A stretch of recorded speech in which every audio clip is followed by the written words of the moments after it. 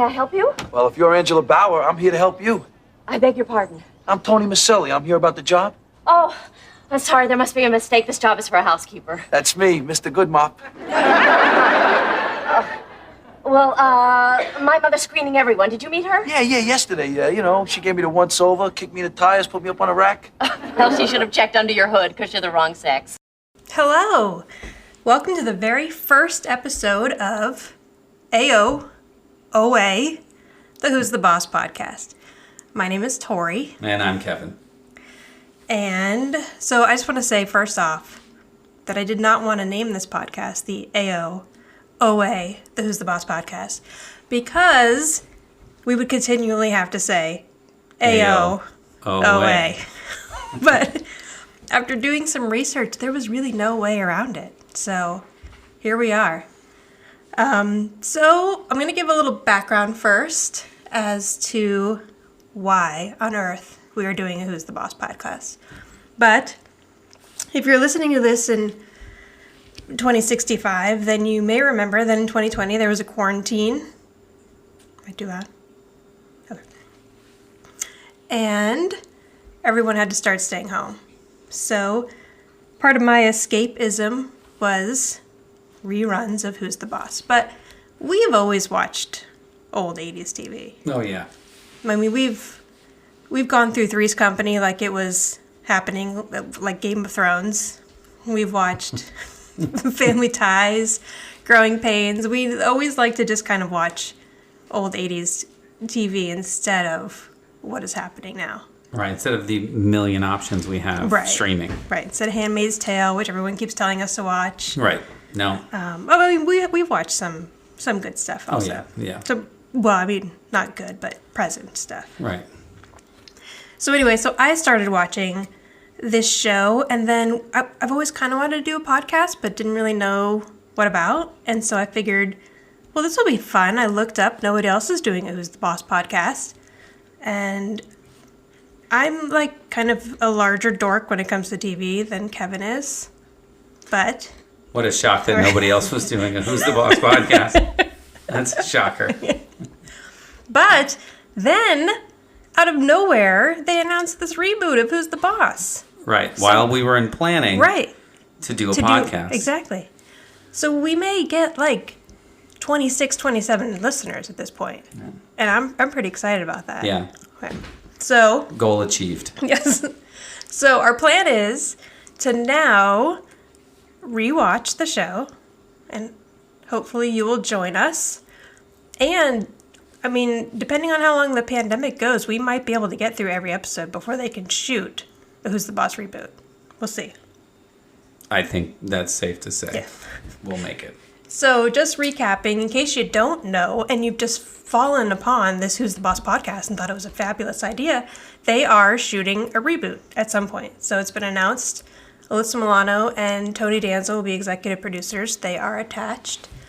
No word yet as far as whether Judith Light will be a part of it or Danny Pintauro, but we can hope.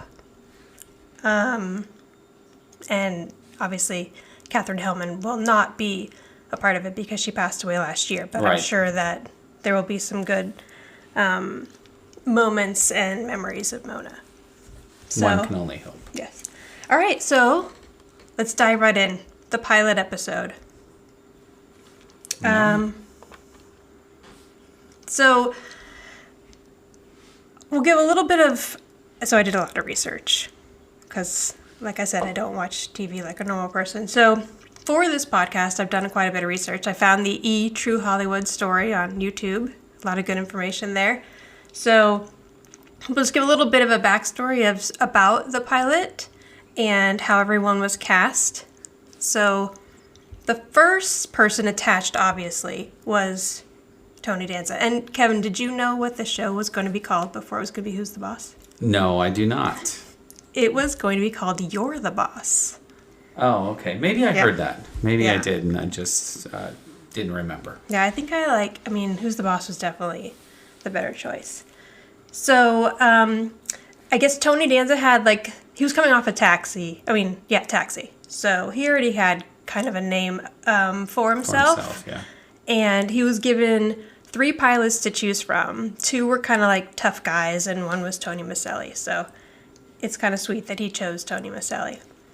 And then they were trying to figure out, like, you know, obviously they needed to add a woman to it because they already had the plan. Originally, the plan was going to be that a woman had to move in with a man, and she was like the blue-collar worker, and he was the business person. Right. And they each had a kid, and they were going to come together to help pay bills and share a place together. And I guess one of the producers pitched that, and it was shot down. So then they came back with the idea that this man has to move in with a woman who lives in a penthouse apartment in Manhattan, and they share the responsibilities of raising their kids. But they were like, well, this guy really has to have a reason as to why he's going to just move in and, you know, basically be the mom in this family. So they came up with the idea that he was a widow, had a young girl, wanted to get her out of Brooklyn. They changed it to Connecticut, and that's how we got Who's the Boss. Okay. No, I did not know all that stuff. Yeah. All that information. So Judith Light before this had done One Life to Live, a few other small parts, and I guess she too had like 3 pilots that she was looking at, and You're the Boss was not her first choice until she auditioned with Tony Danza. And I guess when she auditioned with Tony Danza, she really thought that it would be something great. So she unfortunately had put another pilot like above You're the Boss, and I don't really know exactly how it works, but apparently like since they were the same network, they had to kind of make a commitment before they knew whether they had the show or not. So she had made the commitment already for a show called Staff of Life. So her agent was just like, well, cross your fingers that you don't get Staff of Life. And she didn't. So then she was free and she was able to take this show. And of course, we've never heard about Staff of Life ever again, so might have been a good decision. I think I even saw an interview with Judith Light where she was mentioning that, and she's like, Staff of Life. Yeah, right, exactly. So that originally, instead of her mother, Mona was supposed to be her sister. And it was still the same character where like she was very sexually aware and like a modern woman, but they wanted it to be Angela's sister. And I guess, I don't know if it was in the audition process or what, they weren't really finding the right fit, which I think that kind of would have been awkward because it almost possibly could have taken away some of the tension between Angela and Tony if there was like another woman around the same age. So they decided to, I guess Katherine Hellman, they had already considered her for something else, and then they decided to change the role, make it her mother. And obviously Katherine Hellman was a big name at that point because she had been on Soap. Oh, right. Yeah. So that's how it became Mother, Mona Robinson, instead of sister. Then the kids were cast. In the E! True Hollywood story, was very cute. Danny Pintauro plays Jonathan Bauer, Angela's son. And he got the role. He had come off doing Cujo, which was a pretty big, I think it was the lead role in that part, the Stephen King movie.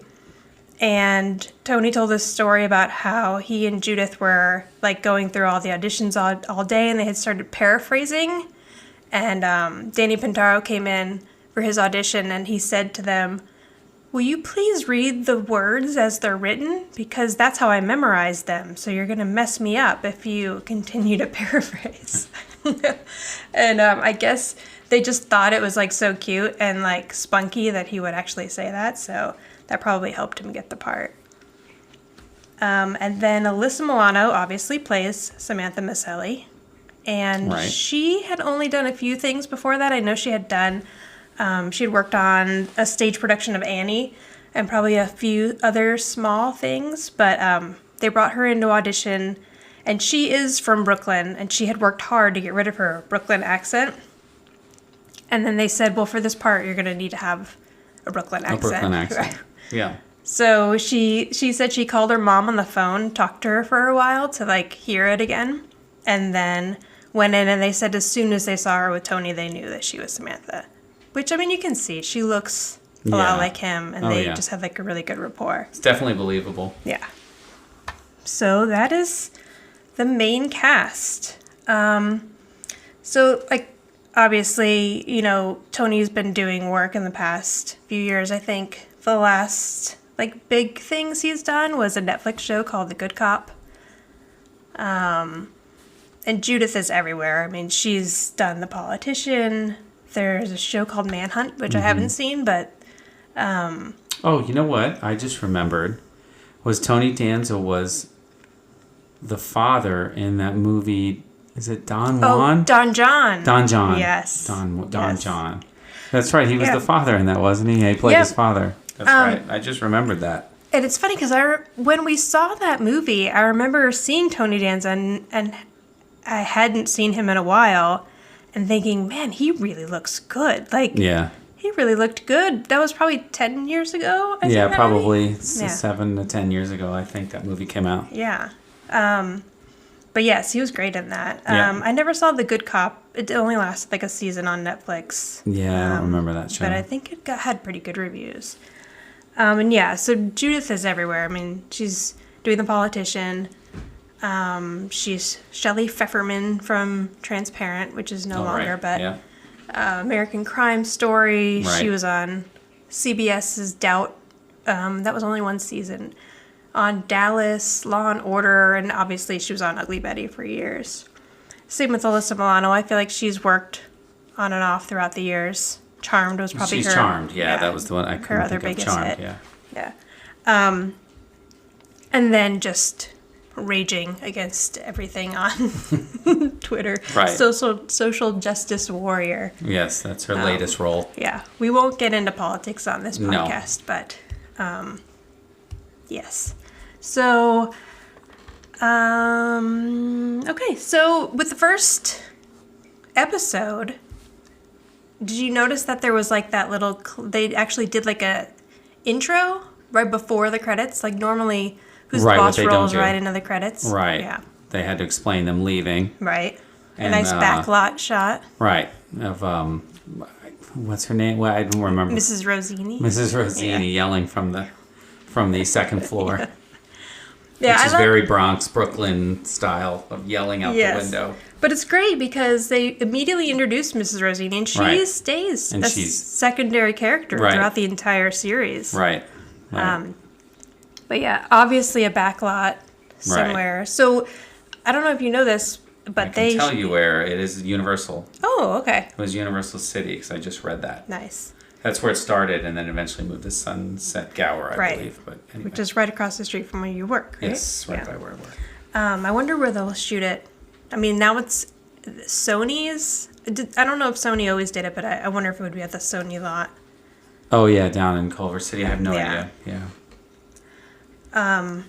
Another cute tidbit about Judith Light auditioning for this part is there's a story about how he had auditioned like she had done the original audition and then she had come back for like the chemistry test between the main actor, which was Tony Danza, and he said that they had gone through like several women that day, and every single time they read the scene in the pilot where he comes to her door at night and wants to talk to her about Grant, her boss, and she would pass by him, and he said every time he would kind of look at the actress and like check her out from behind. Mm-hmm. And he said none of them really like picked up on it, but Judith immediately turned around and was like, "What are you looking at?"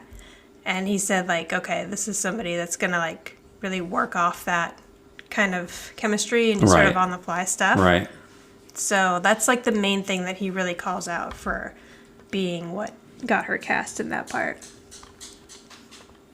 Is that one of our animals? I believe so. So we immediately meet Mrs. Rosini.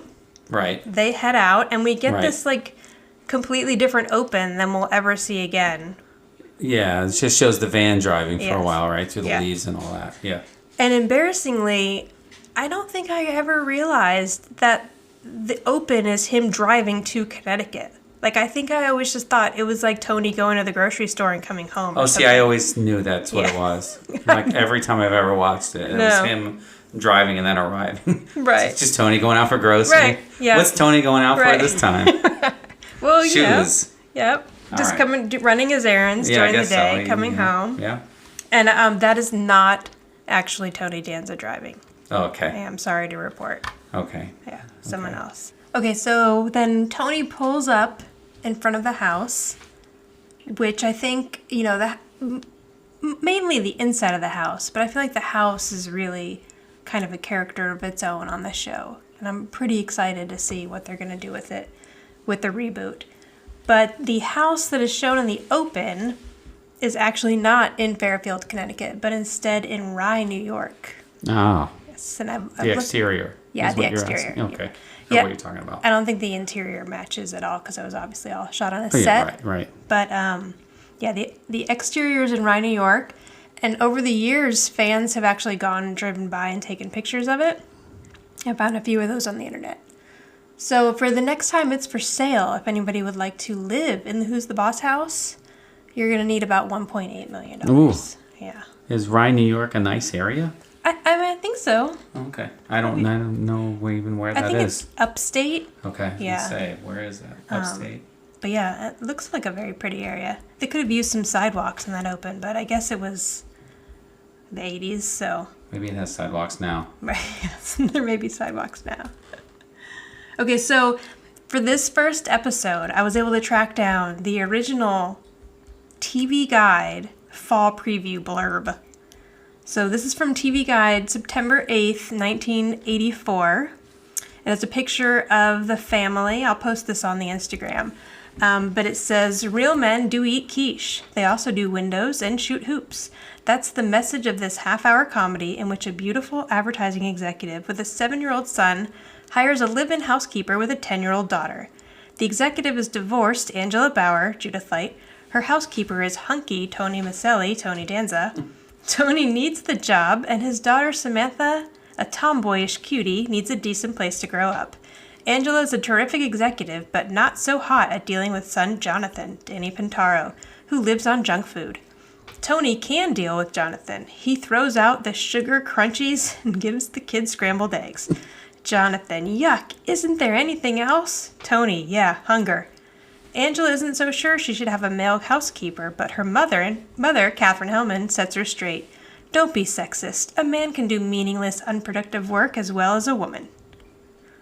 So that was part of the fall preview for the pilots that were coming. September 8th, 1984.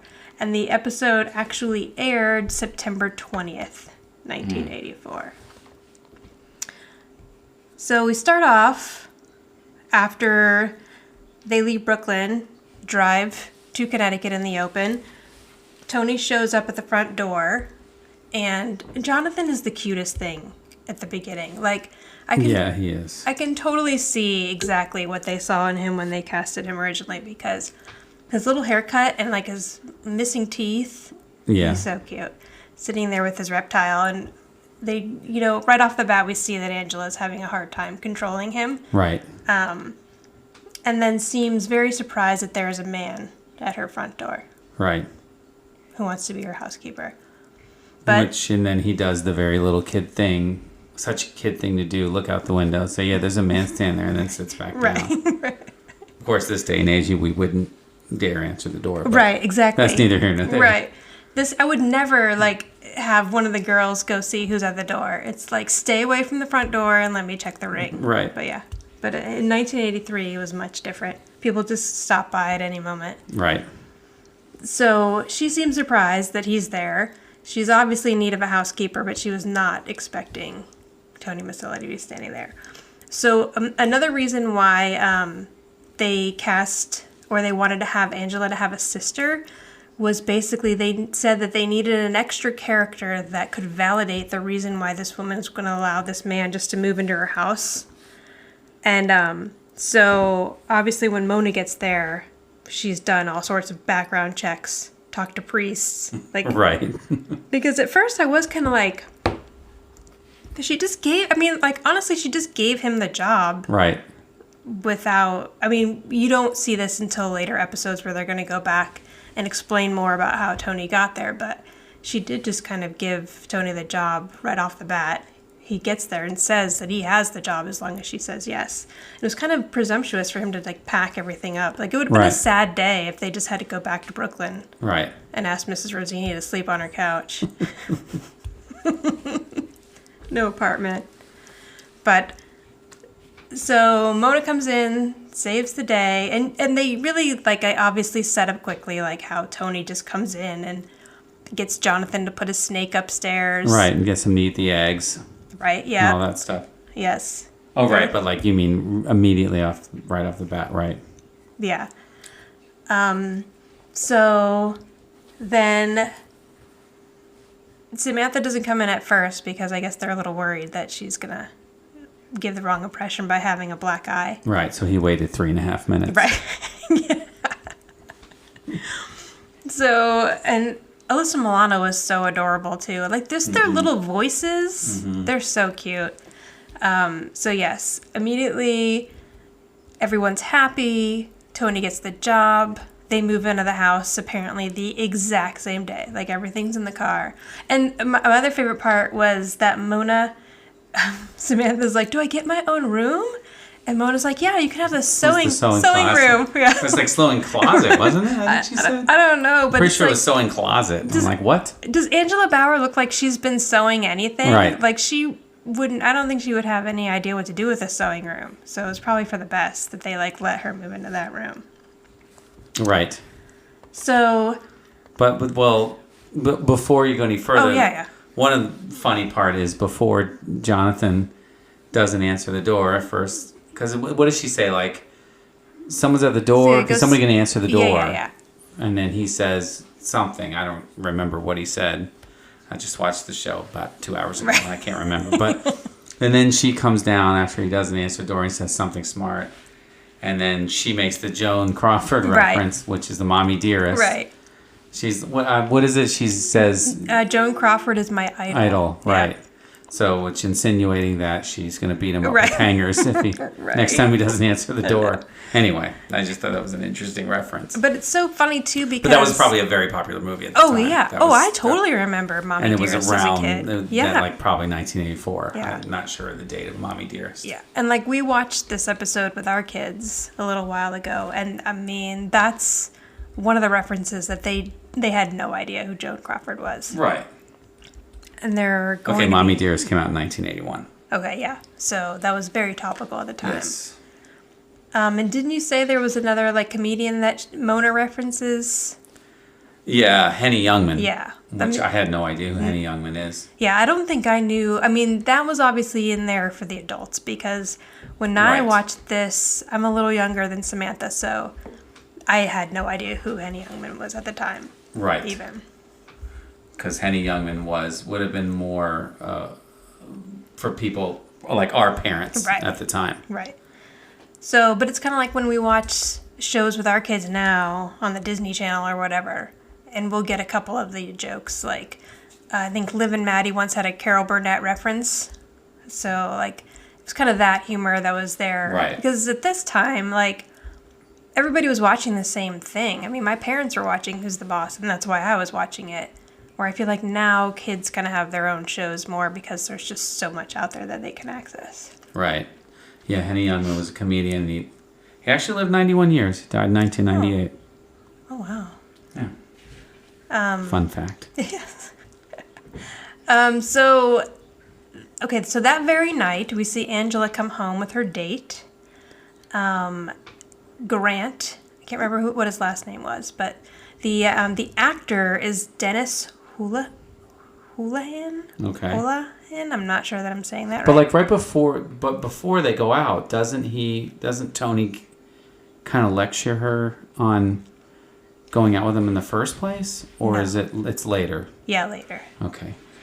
Can't even remember. It was a long 2 hours ago. Yeah, it was. I don't. Apparently, I don't remember this episode at all.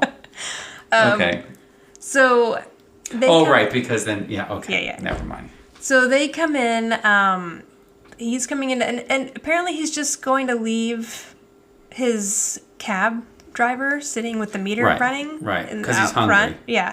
So yeah, that's His the whole... dinner was really small, even though it was $300. So they give the impression that it was kind of a work dinner, Right. but not really, and they paid a lot of money for it, but it was like a fancy restaurant, so they didn't get a lot of food, so she invites him in.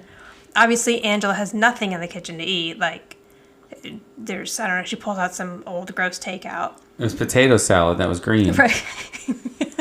And she So thought it was green disgusting, salad. But I just love how, like, Angela doesn't care that she's not good at any of this stuff. Right. Like, she doesn't apologize really for it because that's not her focus. And, I mean, it doesn't have to be. It wasn't really the normal thing for a female character, mom character at that time. But, Right. you know, she has different priorities and she's not going to really be apologetic about it. So they're in the kitchen. He's obviously interested in her. Right. And then she breaks the plate, which I don't know if you noticed, but like she pulls the plate out of the cabinet and Right. it hits the counter and then like falls. And then the next shot, the plate is like 3 feet away, broken in pieces. I didn't notice that. That's so funny. But I like that he goes to kiss her and she just throws the plate. Like Right. all of a sudden it's... It startled her. Yeah, I guess She was so. so into it. Yeah, all right. So, Tony must have heard the plate crashing Right. and thinks that something has gone awry. Comes running downstairs. His first night in the house. Right. Yeah. Well, plus maybe he's used to Brooklyn where like plates smashing in the middle of the night Is just a means... common thing? Yeah, it's bad things. All right. Only bad things. So he comes downstairs in the highest pair of sweatpants I've ever seen. Yes. Like, I don't... And no shirt. No, of course not. We had to immediately get... Right. Get the idea Tony that Dan- he's a hunk. Right. Tony Danza without a shirt on. And so... But the waistband is so high. I know, And like, I know. there's not even an elastic. It's kind of a drawstring. It's very interesting. Drawstring. Like, a woman probably could have worn that as a full romper. Right. So he thinks she's being attacked. She obviously says that this is her date. And then... but I feel like even here we start to really get a good sense of Tony's kind of sweetness because, like, the guy throws out the ugliest Mary Poppins line. Right. Male Mary Poppins. Calls him a male Mary Poppins. Right. And he's like, "You're lucky I like that movie." Right. Right.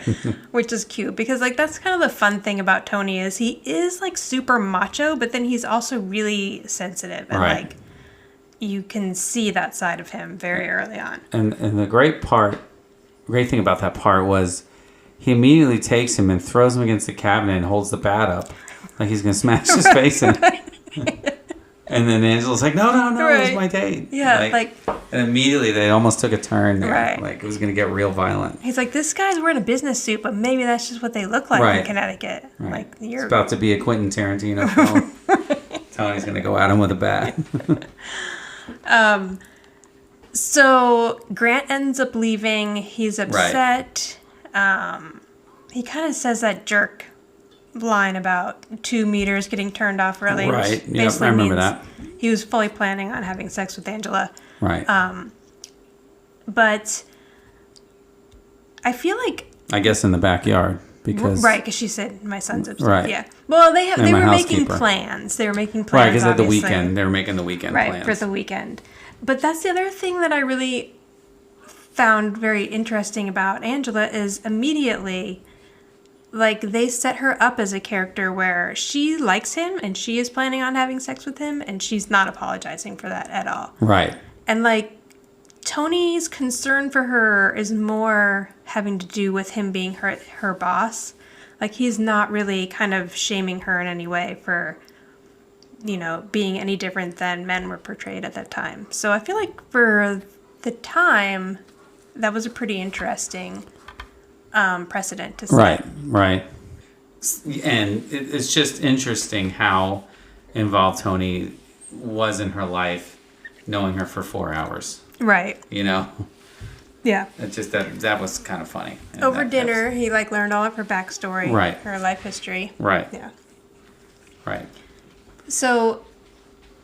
And they did explain at the top that his wife had died, right? They do. Yeah, Mona I thought does. They did. I thought Mona Yeah, did. yeah. Right. Okay. That was part of Mona's background check. She went to talk to his priest. That's right. And apparently... his priest that you never hear of again. No. Or Tony ever going to church. I don't Heard know. a very sad story about the wife dying and him being a former baseball player. Right. I remember that now. So then they go to bed separately. And Tony goes to her door to, I guess, apologize or talk to her. But also, like, what time is it now? Like, you've just started a job. You've been yelled at by your boss. So now you're going to knock on their bedroom door at, like, 1:30 in the morning? Yeah. But it works. I mean, I guess if you open your bedroom door at any point and Tony Micelli is standing there, it's going to cushion the blow. Yeah, that's my motto. Yeah. That's my thought process.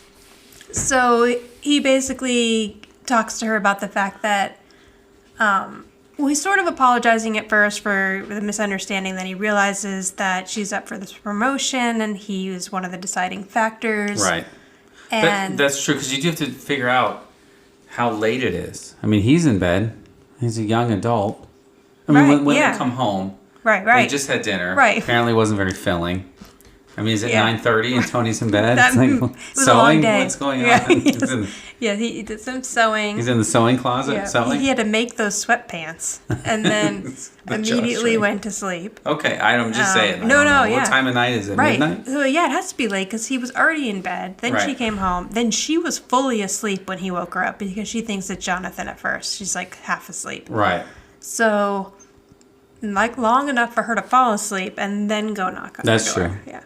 So they get into the conversation, and that's the audition piece also that I talked about earlier. Oh, so is I guess, in the audition part, if I find the video, I'll put it on Instagram. But the audition part, she says something to him about how we're not going to talk in my bedroom, and she walks out into like the main area. Right. But they cut that out for the actual show, so she just walks out and they talk into in the little foyer or whatever you would call that hallway at the top of the stairs. Right. So again, like, his main concern with her is that if she goes away with her boss for the weekend and then she gets this promotion, she's never going to know if it was because she slept with him or not. Right. But she's not really hearing him. Like, I feel like at this point she's still has made her decision and doesn't really want to change her mind about it. Right. So, the next morning we get some cute stuff again with the kids. Jonathan has always had breakfast cereal. Right. And that's a no-no in the Micelli house. Apparently you eat protein in the morning.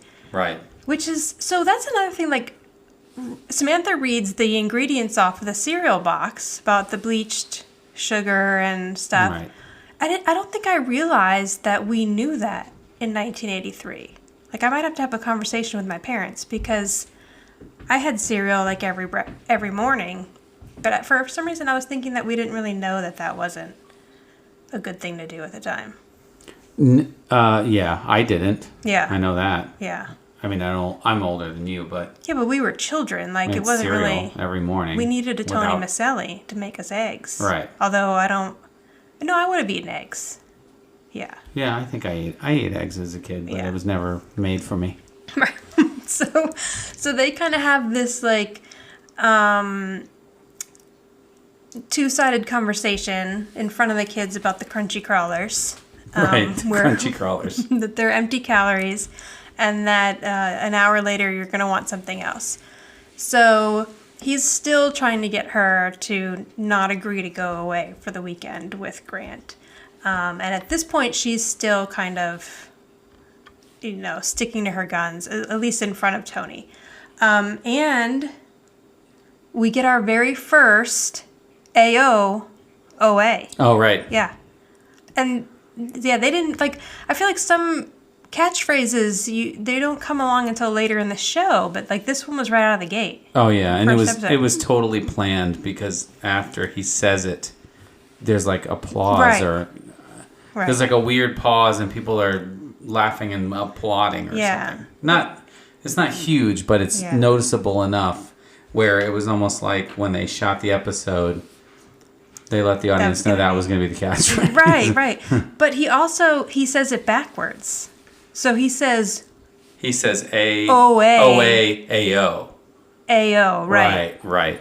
But as far as any research I've done, and the name of this podcast, it is in fact A-O-O-A. Right. Like when I look at, they tweaked it. Yeah. Yeah. But I feel like it kind of goes back and forth throughout the show, so we'll have to count. We're going to have to see. We're going to have to see how many of them we get. Yeah. And I only got one in this episode, and it was that one. Right, and it was O-A-A-O. Yeah. That's what I... So, but I don't think, A-O. like, I don't remember, I didn't watch all of Taxi. I saw it here and there, but I don't think that was like a Tony Banta thing. So I don't think that it was a Tony Danza saying. I feel like it was a Tony Micelli thing. So maybe they just planned on that. Mm-hmm. That's what I'm wondering. Yeah. If anybody has any backstory on that, let us know. Yeah. On the Instagram. Yeah. So then, they have this whole loaded conversation over the children. And then as soon as they leave, Jonathan says, "What were they talking about?" And Samantha just says, "Sex." And he says, "That's what I thought." Yeah. Which is funny because, like... I know, he's so young. Right. Yeah, like, I mean, I guess that... I don't remember... Like, I feel like now when we watch TV or the kids watch their TV, like, there's no mention of sex. But again, there's, like, more of a division between what kids are watching and what grown-ups are watching these days. Right. So, like, I think it was almost a little startling to hear Samantha just say the word sex. Right. On this show. Right. But in the 80s, I feel like that wasn't startling at all. Right. Not a big deal at all. But I feel like kids are kind of overall just a little more naive than we were back then. Only because there wasn't as much television catered just to us. So, I mean, even though Angela's not letting on at all that she's taking in any of this, she does process it. She has the whole conversation with Grant at work that day. Right. So, and that was cute. We get to already see Wallace and McQuaid. I think that ends up becoming her office later on, the set that they used. But, yeah, so we get to see her at work right away. She basically tells him that, like, she doesn't know that it would be a good idea for them to do this, to have a weekend away until everything is settled with the promotion. Right. I thought Which was Tony's advice. Exactly. Right. Even though she'd never let on that she was going to take any of that advice at Right. first. I thought that conversation with Samantha and Tony was really cute, where he's asking her, like, how she likes stuff already so far. And she doesn't seem to be crazy about Jonathan, but she really does think that Angela's pretty cool and, like, seems surprised that a woman could have a career like that and be able to afford this large house. And, Tony basically says, you can do this too. Like, this is, totally possible for any young girl. So I thought that was cute. And, like, I feel like as a kid, I saw, like, her and the mom on Growing Pains and obviously the mom on The Cosby Show and stuff. And so, like, I never felt that I didn't have, like, strong female role models on TV. Yeah. Yeah, that's a good point. And I feel like at some point that must have dropped off because I feel like that's more of a conversation that we have today, even though, and I feel like maybe at some point in the 90s, like when Baywatch became popular and like other we shows, lost all control. right, where women became more secondary characters and stuff. But like even Scully on the X-Files, even though she's painted kind of differently, Right. I feel like that was definitely a strong female character. But so it's nice that this is 1983, to have a role model like that for girls. Right. A strong working woman. Yeah. And then so Samantha says she wants to be the manager for the Mets. And Tony makes the reference about kicking dirt. I didn't really get any of that because I'm not a sports fan. But Right. Is that like a thing? Yeah, it's meaning because she says she wants to be the manager of the Mets, and then he like you were saying, he then says, "I'm gonna enjoy seeing you kicking dirt on an umpire," which that's a reference to in baseball where when the umpire out in the field makes a bad call and the manager wants to argue with the umpire about it, you can't come out and like physically, you can't touch the umpire at all. So it became a thing. I feel like it's more of an older thing, like back then in the 80s and even 90s, to kick sand on the shoes of the umpire. Got it. It doesn't happen as much anymore, but Okay. back then it was like you can't physically touch them or you're going to get thrown out of the game. So you do all you can to wave your arms around them and do whatever and then kick sand on their shoes. Sorry, that's probably a much longer explanation than it should have been. No, yeah, I didn't get any of that. There's Right, another... that's what that reference is. When we get there's another baseball episode where there's quite a few like references that you'll have to fill me in on because I didn't know. Okay, so Angela comes home from work because she's been too nervous to sit at work and wait to find out if she's going to get this job promotion. And at that point, she does tell Tony that she took his advice and told Grant that they weren't going to go away for the weekend until everything was kind of squared away with the promotion. So Tony gets a phone call, and I love it because I think at the beginning of the phone call, he's like, I won't tell. And then he gets Rosie, which I think is cute too, because like throughout the series, there's kind of like this small flirtation between Rosie and Tony. Like they just kind of set it up that like Rosie just thinks Tony's the cutest thing. So I thought it was interesting that started really early because when he's on the phone, he's like, you sound cute too. So she obviously was already like saying something to him about I didn't realize Rosie was a recurring. Yeah, she will be like a secondary character throughout the series. I don't know how long. I mean, obviously, just for the Wallace and McQuaid parts, years. Right. So then, he promises not to say anything, and then he just immediately tells Angela when she comes downstairs. Well, but he gets her to tell him that. Basically, she admits that she took his advice. I mean, which she did already, but... Oh, okay, right. But he's like, if you were... Right. What does he say there? He says... He's like, if you don't get it, are you going to regret sleeping with That's him? what it is. Not going away with him for the weekend and having all of the intercourse. Right. And she says no. Right. And then he tells her, right? Yes. And so then he tells her that she did get it. So it's cute. They, like, kind of get a first... Like that ending scene, I think they use that in the credits for a while too, because it's kind of like the first them coming together as a family. Like she gives him a big hug, and the kids come in at the same time, and so it's a cute setup, I think, for the rest of the series. Right. But here's my thing about the whole her not going away for the weekend with Grant. Like, do you think that really meant? Like, my thought is. He still saw that there was an opening. It's like, okay, well, you're not going to sleep with me this weekend. Right. But I'll just give her the job anyway because there's still a chance I'm going to sleep with her. Yeah. So, like, I mean, I understand what they were going for. Right. But, Angela is an excellent worker, and she most likely got the job just because. Like, I don't even think that he necessarily had all the power. He was just part of the committee that was going to vote on this new president. So. Right. You know, she was definitely deserving of the job. I just always thought that in the back of my mind, like, okay, well, she didn't sleep with him that weekend, but he could have still been thinking that he was going to have sex with her. Right. I mean, I thought the same exact thing when I was watching the episode, the episode earlier. But we get what they were trying to do. It had a good message. It did. Yeah. And we just need to talk for a minute about the outfits at the end, because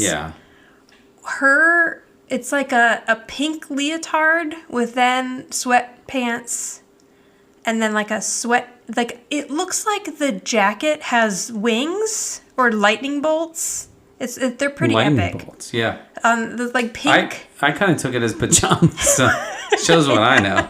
I'm like, why is she in pajamas? But I guess maybe you're probably right. She came back from a workout.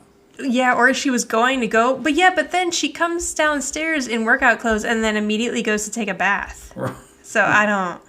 Well, because she was working out. But... So you're saying that in between... Okay, so you're saying in between when she went upstairs and Tony got the phone call, she did a full workout. Yeah, actually, that doesn't make any sense. Well, no, maybe she went for a run or something. Oh, that's true. They don't really and then say how much. Put on a little sweater and came in the kitchen with high sweatpants on. And like throughout the series, I do want to touch on Angela Bauer's clothing, just because I know that Judith Light had a big part in that. Like, she really fought for her to have kind of these over-the-top clothes. Aggressive shoulder pads. Yes.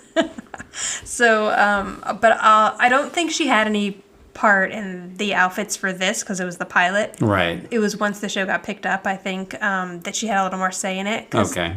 So we'll talk about it another time. But yes, the shoulder pads are epic. In this, I feel like mostly in this episode, her outfits are pretty subdued, except for this lightning bolt workout gear. But Tony's sweater is awesome. Like, it is. It looks like something. I wanted to say it looks like something you get at structure, but that's 15 years ago. So it shows what I know. Right, but right, like something you'd wear currently. Yeah. Like, what do the kids wear now? I don't know. Massimo? Yeah. I don't know. No, you all. can't wear Massimo anymore. That's Target. Target. I was just something that you would get like currently. I would wear that now. Is what I'm Urban trying to Outfitters, say. maybe. I don't know. I don't even know if the kids shop there anymore. I really don't know where the kids shop. But yeah, no, his sweater is very nice. And actually, me saying that I would wear it now really probably doesn't mean much anyway. But if you watch the episode, you'll see it. Judge for yourself. Yes, it's very cute. But the other thing I want to say really quick about the end of the episode there was the fact that, was it Rosie that calls? Mm-hmm. The fact that whoever was to tell her or decided that she got the job would then tell the secretary. Is Rosie a secretary? Yeah, Rosie is Angela's secretary. So he would tell Rosie to call Angela. Right. And then tell her, and on top of that, Rosie tells some strange man. Right. Let her know she got this big job. She's the president of this company. I thought that was interesting. But I mean, I understand that storytelling, how it goes. But it was a big 24 hours for Tony Micelli. It was. Yeah, it was lot pretty incredible. Happened. Yeah. Okay, so, I mean, I think... So we've decided we're going to do a rating for every episode. But hang on, before you do that, okay. One really cute thing at the end was during the closing credits where they're him and Samantha. Samantha, thank you. Gosh, that was Milano. Are playing basketball out in the backyard. Yeah, it's cute. And it was really cute. Yeah, it was a cute little scene. I thought that was neat. And they're playing basketball with a basketball hoop that has no backboard and is apparently drilled into rocks. Right, rocks. If you see the episode, but and like whatever. If you don't make that shot, you're smashing that French door. I know, right? Like, it's terrible, terrible basketball hoop placement. But into the house. Other than that, it's a cute scene. But I noticed that, and I think the other really cute thing about it is I don't think Alyssa gets like the first couple. Right. Like they timed it out so like she gets the one that they end on, which was really sweet. Yeah, that was cute. Yeah. So okay, so our rating system, we're gonna do 1 to 10, and we're gonna do how many OAs, not OAs. AOs. That's wrong. Right. So although we'll figure that out if that's actually. I'm taking a tally. By the way, I'm taking a tally of all the AOAs. Versus / Okay. Well, both. Yeah. Tally of both. Okay. So. Yeah, we're gonna get to the and bottom. This episode's only one, right? And it's backwards. It's backwards. OA AO. Yeah. It's the imposter. Right. Okay, so I'm gonna give this an 8. I mean, I feel like it's a pretty you can watch a lot of pilots of shows and think like, ugh, and like a lot of stuff will change, but I feel like this is a pretty solid pilot. Like, it does a good job introducing the characters, does a good job introducing the show, what it's about. You know, and I feel like they really didn't have to make a lot of changes after. It was pretty solid. So, yeah, I'm going to give it 8 AOs, OAs. I'm going to have to get better at saying that. I know, AOA. AOA. I'm going to give it, and honestly, this is my gut, because we didn't discuss this beforehand, what our rating system, I was going to say 7.5. Oh, okay. If it can do a half. Sure, why not? Because I agree with you, and I also think that you're right. Like a lot of shows, you go back, like older shows, you go back and watch the pilot, and you're like, "Wait a minute, who's that?" Like, they're random people that they removed. Yeah, like brothers and sisters. Yeah. This pilot stayed true to what the whole show was. There were no characters removed or even added. Yeah. You know? And matter of fact, like you had mentioned in the beginning, you got Mrs. Rosini. You got Mrs. Rosini and then Rosie, who end up being recurring characters. They weren't even just in the pilot and then never heard from again. So, exactly. Yeah, I felt like that was a good... They had a show, they did a pilot, and they're like, it's perfect the way it is. And that's interesting. It's rare. I think that's rare. Yes, I agree. I should also mention that Mrs. Rosini is played by Rhoda Gemignani. Okay. I looked that up today, and then I forgot. So I'm sorry, Mrs. Rosini. I think she's been in a lot of other stuff too. I feel like she was in King of Queens, but I'm not 100% sure about that. You know, I looked today and I don't remember, but the most recent work she's done is Extras with Matt LeBlanc a few years ago. She was in that. I watched a few episodes of that. Yeah. Okay, so that is our first episode. We've hit the end. Okay. So good. So I'm just going to say, if you'd like to reach out to us, we are at Who's the Boss Podcast on Instagram. Please direct message us or comment with any questions or things that we missed. If you have any information on stuff that we didn't catch, please let us know. Or you can also go to anchor.fm/WTB podcast. There's no question mark, just WTB podcast. And there you can leave a voice message. So you can actually record a message and we can play it if I can figure out how to get it in GarageBand, which I will. Oh, we'll figure I will it do. out. Yes. So, all right. Well, thank you, everyone. Unless you yell at us and curse, then we will not. I might play those just maybe. because. Yeah, that's true. Because I probably will. Yeah. Okay. So the next episode we are going to cover is Briefless Encounter, second episode. Oh. Yes, it sounds like it's going to be a good one, and it is. Somebody loses their pants. Okay. I'm thinking. So before we go, I just want to say that we are going to go out with a song. This is Isaiah Matthew Harris with a guitar cover of Brand New Life. Goodbye. We'll see you next time. All right. See ya. If you like this podcast, please subscribe and tell all your friends and give you a big pat on the back.